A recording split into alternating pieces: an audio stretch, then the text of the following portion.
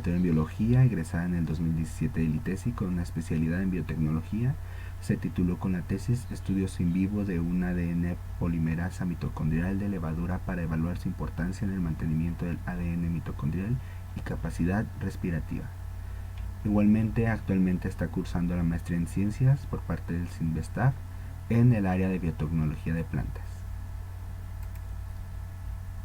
Entonces, sin más por el momento, le damos las gracias a la bióloga Atsimba Castro Lara, que nos va a presentar una breve historia de la evolución humana.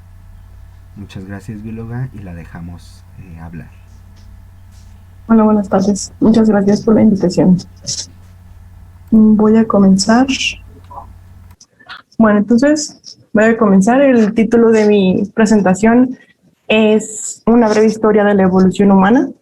Sin embargo, creo que debía haberla llamado Evolución humana desde la formación de la Tierra.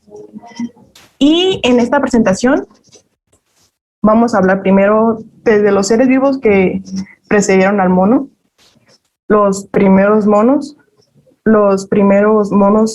que pertenecen a nuestro género, que es el género Homo. Después, cómo coexistieron entre varias especies de ellos y las cruzas que se dieron. Y finalmente, una pequeña diapositiva de el resultado final que somos nosotros, el Homo sapiens sapiens. Entonces, comenzamos con la formación de la Tierra.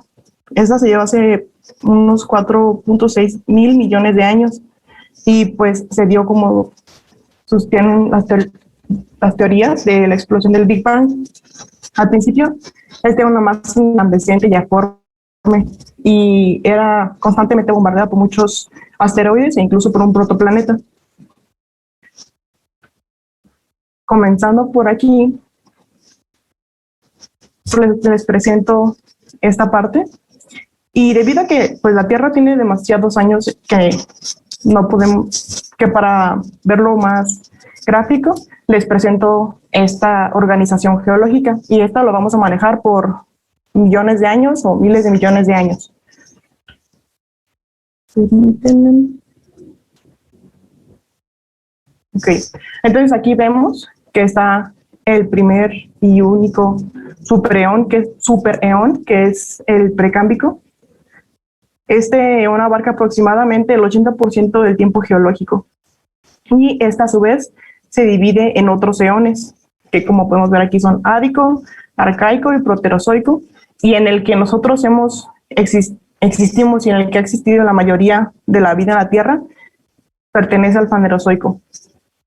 También en el tiempo se pueden hablar de eras, periodos y épocas, pero por cuestión como de practicidad para que sea un poquito más visual y no confundir, vamos a hablar solamente hasta los eones en esta diapositiva. Muy bien. Entonces aquí me voy a enfocar únicamente a los sucesos que conciernen al origen del primer mono. No voy a mencionar todos los antepasados porque no acabaría en muchas sesiones. Solo voy a mostrar algunos puntos que a mí me parecieron propicios para esta presentación.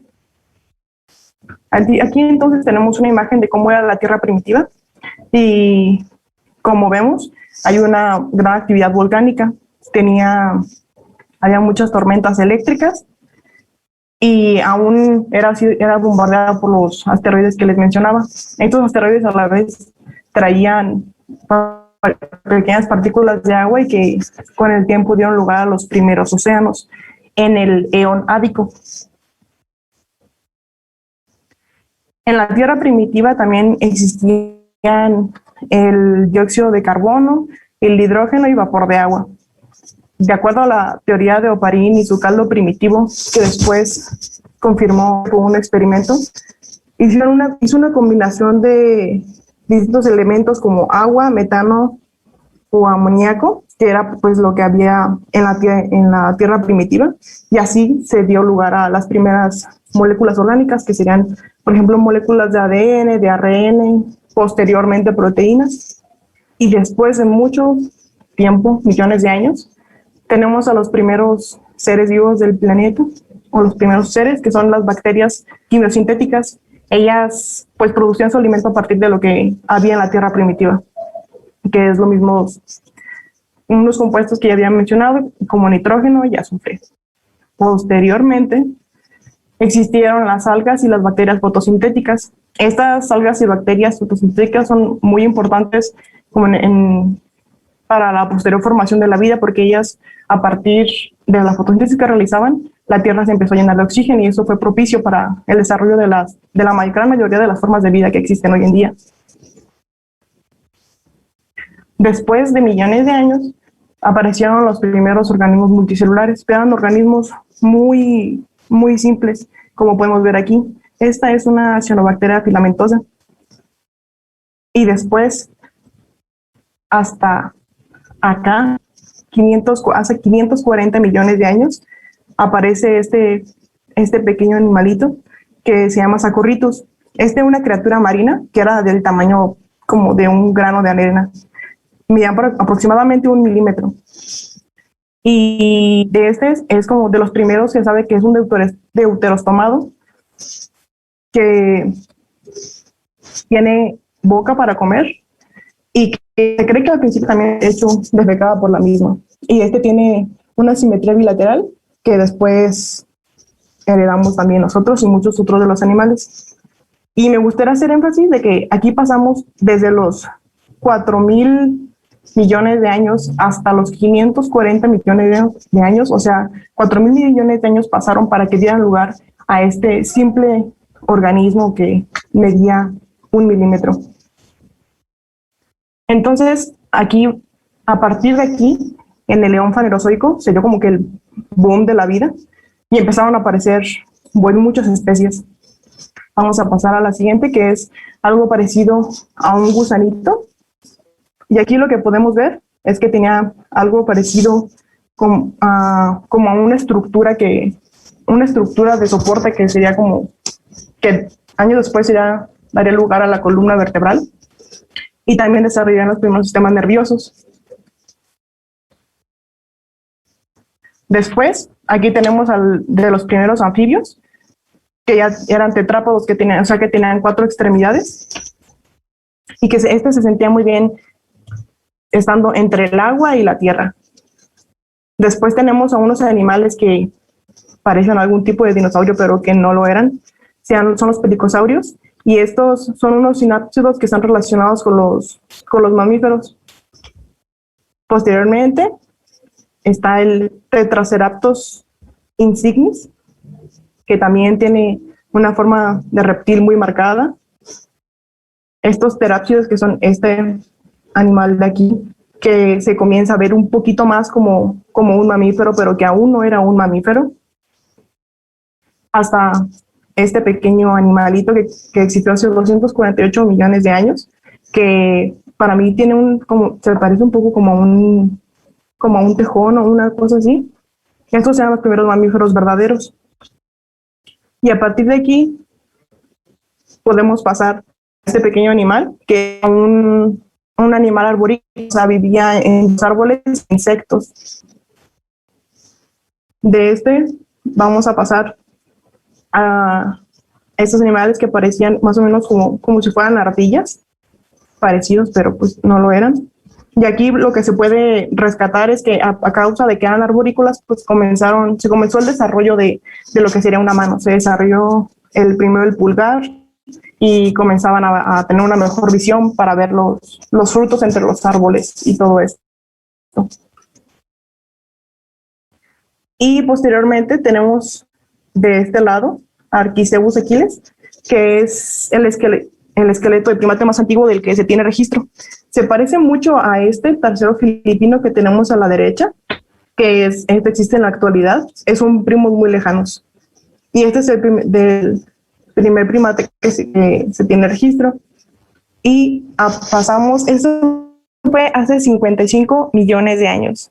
Y ahora tenemos que pasó hace 30 millones de años, que es uno de los primeros monos que comienzan, con los que estamos como más relacionados a pensar. Cuando pensamos en el origen del humano, pensamos a lo mejor como en monos como estos. Y quisiera recalcar que este mono apareció entonces hace 30 millones de años. Es decir, pasó todo este tiempo para que pudiera aparecer el primer primate que posteriormente daría lugar a los primeros humanos.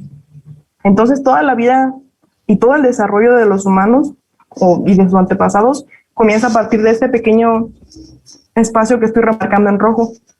Y mi presentación de aquí en adelante va a ser sobre este pequeño espacio en rojo. Entonces, hasta ahora les he mostrado las cosas como de una forma lineal, pero en realidad la evolución nunca se ha tratado de una línea recta. No es como que de ese animal pasó a este, y de este al que otro y así. En realidad, lo que sucede es que la vida se ha originado y le llaman que es como si fuera como un árbol. Hay muchas ramificaciones y hay muchas más ramificaciones de animales que probablemente ni siquiera nunca sabremos que existieron y de otros que sí. Entre todos estos caminos de la vida, hay muchos caminos, si se les quiere llamar fallidos, porque pues fueron animales que al final de cuentas pues murieron porque no se terminaron adaptando por cataclismos o cosas parecidas. Y entre todos estos podemos, por ejemplo, rescatar que el primer ancestro, los seres más parecidos a ellos son los más antiguos también, que son las arqueas y las bacterias, y después de aquí se comienzan a diversificar todos los seres vivos, de los protistas, plantas, animales, y entre los cuales nosotros los humanos, los que nos creemos tan superiores, estamos en esta pequeña parte del árbol de la vida. Pero por practicidad de visual, digamos, le seguiré mostrando las cosas como de una manera, una línea del tiempo. Entonces, nos quedamos en los últimos 30 millones de años. Pero para que pasaran de los 30 millones de años a los primeros simios que parecían como tienen características más humanoides, pasaron varias especies, pero igual no las voy a poner todas, solamente algunas representaciones, como que es el procónsul. La mitad de su vida la pasaba en árboles y la mitad de su vida la pasaba en la tierra. Era muy importante para él pasar tiempo en los árboles porque en el suelo ya había otros depredadores que tenían colmillos, que tenían garras y demás, y pues los monos no estábamos listos para enfrentar a estos animales. Posteriormente aquí tenemos a Ramapithecus, que a diferencia del procónsul, eran muy parecidos, pero la diferencia es que ya se pueden sostener en dos patas, entonces son como de los primeros bípedos que se tiene registro. Después de esto, tenemos una laguna de 4 millones de años. Es decir, que después de Ramapithecus no hay evidencia fósil de otros simios hasta que llegamos al Australopithecus, que es bastante famoso y conocido, es el que encontramos en los museos y demás. Y este sería el primer homínido. Posteriormente, hace 2.3 millones de años, tenemos a Paranthropus boisei, que sigue pareciendo mucho un mono normal, pero ya se sostiene en dos patas y tiene algunas actividades diferentes. Y nuestro género comienza a aparecer hace 2 millones de años. Entonces, pasando a uno de los homos más famosos que hay, es el Homo habilis, y este Homo habilis apareció cuando hubo una gran Australopithecus, de hecho. O sea, las especies de los monos no existieron de forma, digamos, que empezaba una y terminaba, y empezaba otra y terminaba, sino que coexistieron.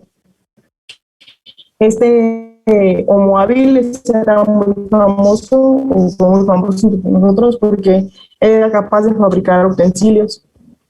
Aquí tenemos una representación del Homo erectus, y ya es más parecido a nosotros, digamos, porque ya está más erguido. Si nos damos cuenta, los animales tienen, o sea, si los pusieras con las patas hacia arriba, seguirían viendo hacia arriba. Y entonces Homo erectus ya ve hacia abajo con la columna vertebral erguida. Y después Homo antecesor hace 900,000 años.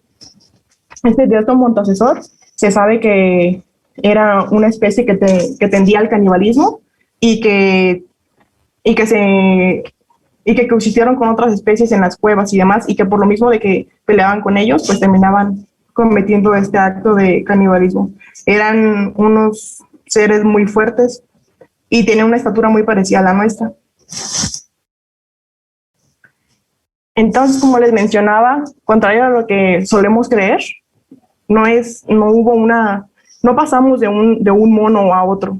Y no es como que podamos hacer eso, porque en realidad, ya que todos coexistieron entre ellos. Por ejemplo, tenemos a este Homo heidelbergensis, el cual vemos que tiene como características más primitivas y existió desde los 800, aquí ya son miles de años, 800,000 años antes, hasta 200,000 años. Después tenemos a unas muy famosos que son los denisovanos, que comenzaron a existir aproximadamente desde hace 700,000 años, y no hay una como fecha exacta o muy aproximada de cuándo se extinguieron, pero se sabe que también cohabitaron con otros homos como rhodesiensis, neandertalis, Cro-Magnon e incluso nosotros los Homo sapiens.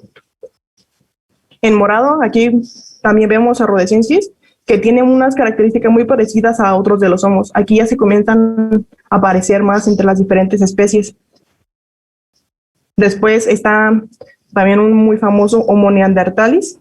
Estos simios ya tenían un lenguaje articulado, y antiguamente se creía que eran como muy salvajes y que pues sí que eran más animales que humanos, pero en realidad ellos ya cuidaban de sus enfermos y de los viejos, y también se adornaban algunas partes del cuerpo e incluso enterraban a los suyos. De hecho, llegaron a hacer algunas pinturas rupestres. Aquí tenemos representado al Cro-Magnon en azul, y este es el ser humano que se asentó en Europa y vivió por un corto periodo de tiempo. Bueno, si lo quieren ver comparado con los demás. Y también nuestra especie, que es el Homo sapiens sapiens, apareció hace 120,000 años, y pues hasta la fecha, y a ver cuánto más nos alcanza el tiempo. Entonces, debido a que todos estos monos del género Homo convivieron entre ellos, hubo muchas cruzas entre ellos, entre casi todos de hecho. Yo creo que uno de los más promiscuos, si se les puede llamar así, fue el denisovano. Hubo una cruza entre Homo erectus y denisovanos, hubo entre denisovanos y los neandertales, y de hecho de aquí se encontró un fósil de una hija de primera generación entre una mujer neandertal y un padre denisovano. Y antes se creía que estas mezclas no eran tan comunes, que no eran tan seguidos, que eran casos escépticos. Pero en realidad, si fueran tan raros, no habrían sido tan fáciles de encontrar. Aparte, la secuenciación dio a conocer que el padre recordemos que era denisovano y la madre neandertal. Entonces el padre también tenía en sus genes, en su información genética, tenía información de neandertal. Entonces estas cruces eran mucho más comunes de lo que podemos creer. E incluso el denisovano se llegó a cruzar con el Homo sapiens, y Homo sapiens también se cruzó con Homo neanderthalis. La mezcla de todas estas cosas dio lugar a muchos beneficios hacia los humanos modernos. Y estos beneficios pueden ser por las variaciones genéticas que hubo entre ellos. Se sabe que el recambio genético entre seres vivos, pues a veces ayuda y a veces no. Pero en este caso vamos a hablar de las que sí. Como por ejemplo, hubo una adaptación en los entornos locales. Aquí les voy a mostrar a una mujer tibetana en la que se sabe que tienen un alto porcentaje, alto, digamos un 5% de su genoma total viene de los denisovanos, y ellos pues vienen a una gran altura y tienen una adaptación en su hemoglobina para poder captar más oxígeno, porque a mayor altura menor oxígeno, y aún así pueden aprovecharlo por un gen que heredaron de los denisovanos. Entonces, muchas veces creemos que las mezclas entre las diferentes especies, por ejemplo, si ustedes piensan en los perros, por ejemplo, si tú piensas en un pastor alemán, tú te imaginas a todos los pastores alemanes iguales, ¿no? Te imaginas a todos los pug iguales, te imaginas a todos los animales iguales, pero en realidad no es así. Y y entre los humanos no tenemos una homogeneidad en nuestra carga genética. Por ejemplo, los asiáticos orientales son los que tienen más genes heredados de los neandertales y denisovanos, con también un alto porcentaje. Los europeos un poquito menos, y los que definitivamente no presentan ninguno de estas características de neandertal y denisovano son los africanos. El neandertal, por ejemplo, se mezcló con el ser humano, con el Homo sapiens sapiens, por ahí de más o menos hace unos 60,000 años. Y esto, de hecho, coincide con la migración de los primeros humanos de África hacia otras partes del mundo. Entonces, pues, este puede ser una cosa de las cuales que no hubo cruzas y que no, por eso los africanos no tienen esos genes de neandertales y denisovanos. Una de las características que pudimos heredar de estos neandertales y denisovanos, pues son muchísimas en realidad. Y como les digo, no todas lo que se hereda es bueno. Algunas cosas son perjudiciales. Pero entre ellas podemos rescatar, por ejemplo, que heredamos algunos de los colores, el color de cabello, el metabolismo del azúcar y la contracción muscular. Cosas como estas fueron las que heredamos. Y pues, para terminar, ¿cuál fue el resultado de estos 4,000 millones de años de evolución? ¿Cuál fue el gran final hasta ahora? Si quieren pintar un final de que ese es el ser humano. Mucha gente suele pensar que somos seres súper especiales, que somos los animales más evolucionados, que somos los más inteligentes de todos, pero pues en realidad no es así. Cualquier especie que tú agarres ahora están tan evolucionados como nosotros, solo que evolucionaron de una manera diferente, evolucionaron para otras cosas, para adaptarse a otros lugares, para luchar con distintos depredadores. Entonces, una de las características que tenemos nosotros, a diferencia de todos los demás animales, es que somos animales hiperconscientes de sí mismos. Por ejemplo, nosotros somos los únicos animales que decimos, no manches, un día me voy a morir y qué voy a hacer de aquí a 15 años y todas estas cosas. Y también eso ha causado mucho que nos ensimismemos en nosotros mismos. Tenemos un cerebro súper desarrollado, con la mayor cantidad de neuronas en el reino animal, pero pues si me preguntan, tampoco somos los más inteligentes, porque en realidad perdimos la objetividad biológica, que como especie es llegar, pues, que nuestra especie se preserve y que continúe como han continuado otras muchísimas especies por millones y millones de años. Pero en realidad como que el objetivo actual del humano no es preservarse como especie, son otras cosas, como se les podría llamar, banales, y que pues a final de cuentas va a terminar en nuestra destrucción, porque estamos destruyendo nuestro entorno. Otra característica es que somos humanos, somos unos monos desnudos, o sea, no tenemos garras, no tenemos colmillos, no tenemos pelaje para cubrirnos, no tenemos nada de eso. Lo que nos ayuda es que tenemos este cerebro tan bueno, y que también podemos manipular el entorno y también a nosotros mismos, es decir, nos podemos proteger mucho del entorno y a la vez podemos modificarlo. Si, digamos, unos ejemplos muy sencillos son como, por ejemplo, que tenemos aires acondicionados, que tenemos casas que se termorregulan en lugares muy inhóspitos y demás. Entonces, estas son las características del hombre moderno, entre muchísimas otras. Pero hasta aquí termino yo y sería todo. Muchas gracias.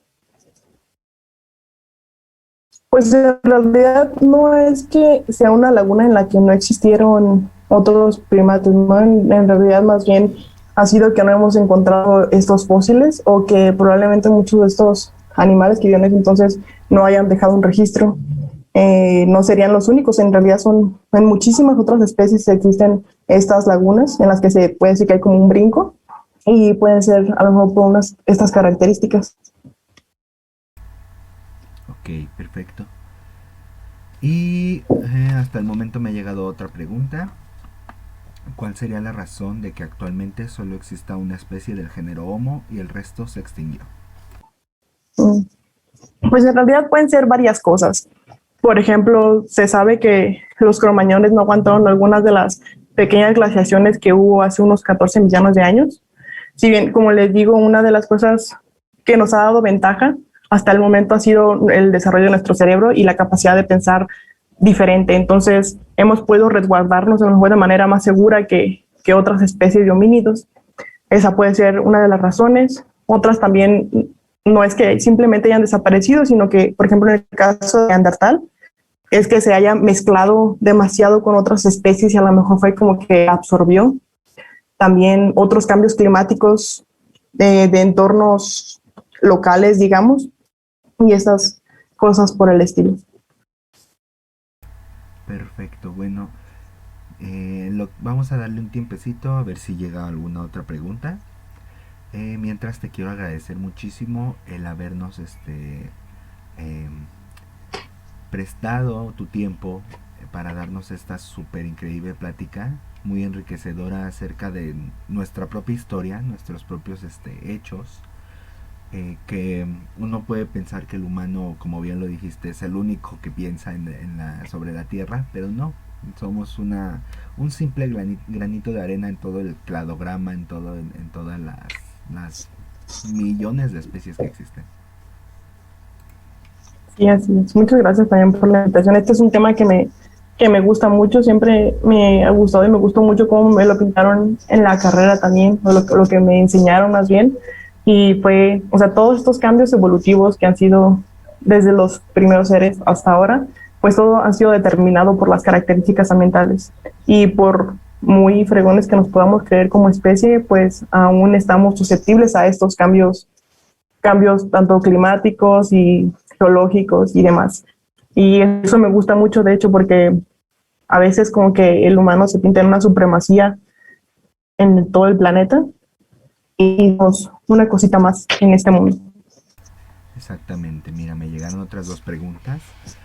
Una me dice, soy Alejandro, muy buena plática, muy breve, concisa e interesante. Mi pregunta es, de todos los animales domesticados, ¿hay alguno domesticado por otra especie de homínidos como los neandertales? ¿O todos los animales domesticados vienen de los Homo sapiens? Bueno, muchas gracias, Alejandro.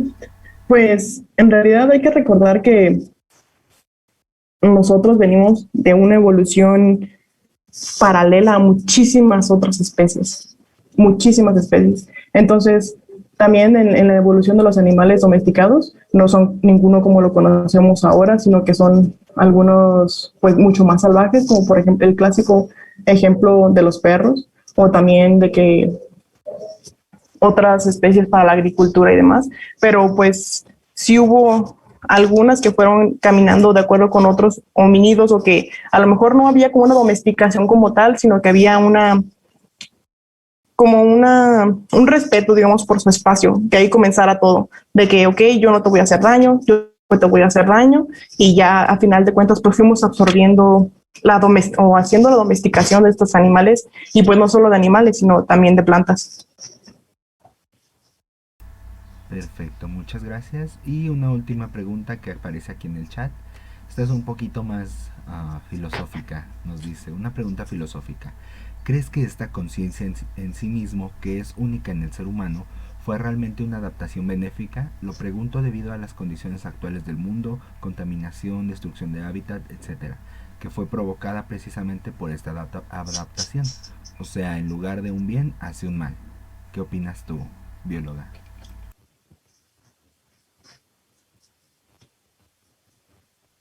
Pues si lo quieres ver desde el punto de vista pues biológico y científico, pues esta hiperconciencia yo creo que más bien nos está haciendo un daño porque creemos que nuestra prioridad de ahorita es mi vida y probablemente si tengo hijos, de mis hijos y tal vez la de mis nietos, ¿no? Pero en realidad no más allá. Somos animales muy egoístas y queremos como todo para nosotros, queremos abarcar y demás, y pues esto se puede ver muy fácil ejemplificado en la distribución, por ejemplo, de los recursos. Pues yo veo que la siguiente generación a lo mejor no va a aguantar con eso, yo voy a hacer algo por esa siguiente generación o demás. Muchísimo sí, pero la gran mayoría pues no hace cosas como esas, digamos. Entonces, en términos evolutivos, esto nos va a pasar como a perjudicar.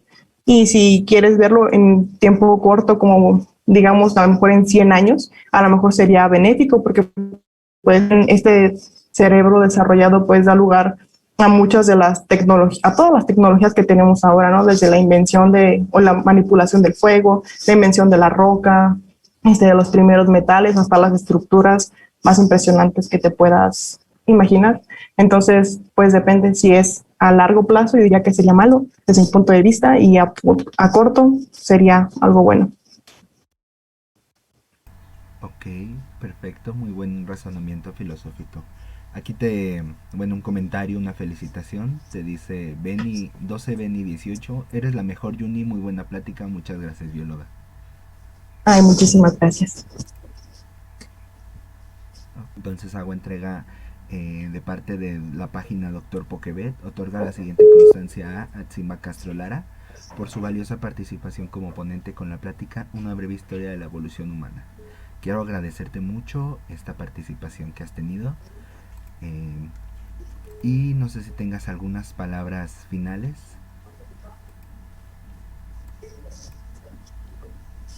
Pues no, muchas gracias por la invitación y por la oportunidad de hablar de este tema que me emociona tanto. Fue muy bonito y traté de hacerlo resumido porque en realidad luego yo por lo general pierdo la atención después.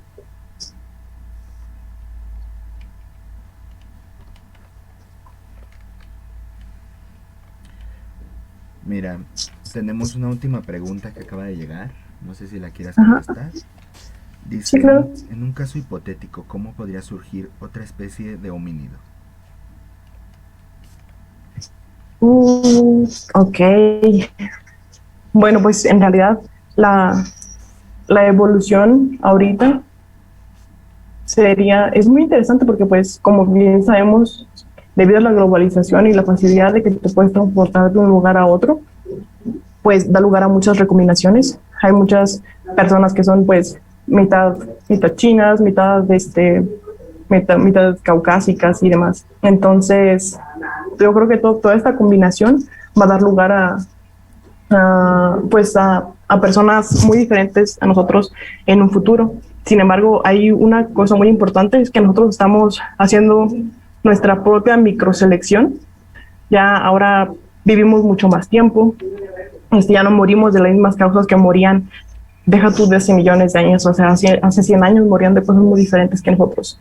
Entonces, ahora yo creo que una manera para que apareciera otra especie sería que ocurriera un cambio en que se aislara, digamos, a lo mejor un pequeño grupo y que este grupo fuera evolucionando a una velocidad diferente que el resto del continente. Por ejemplo, es lo que pasa mucho en las islas, por ejemplo, en los casos de animales y de pájaros, como en los pinzones de Darwin, por ejemplo, en los que en las islas hay diferentes pinzones, pero todos vienen de uno parecido y han habido este monitoreo muy continuo, y como cada uno está en islas, pues no, y si no viajan mucho y demás, evolucionan diferentes respecto al pico, la forma de la cabeza y demás.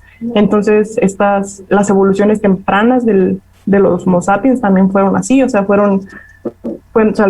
salimos de África y algunos se fueron hacia Asia Oriental, otros a Europa y ya muchísimo más tarde a América. Entonces sería como que esta separación de grupos de homínidos sería, o de nosotros mismos, de los Homo sapiens, y que pase el tiempo y no mucha combinación genética daría lugar a otra especie. No sé si le di muchas vueltas. No, yo creo que fue una respuesta clara, muy concisa. Y bueno, bióloga Timba, le damos las más cordiales gracias por aceptar esta invitación. Igual la página Doctor Pokebet siempre está abierta para usted. Cuando guste volver a venir a darnos una plática, otra ponencia, un curso, estamos aquí para usted. Muchísimas gracias. Igualmente al público lo invitamos a a seguirnos en nuestras páginas de Facebook, Twitter, Instagram y YouTube. Les damos las gracias a la bióloga y nos estamos viendo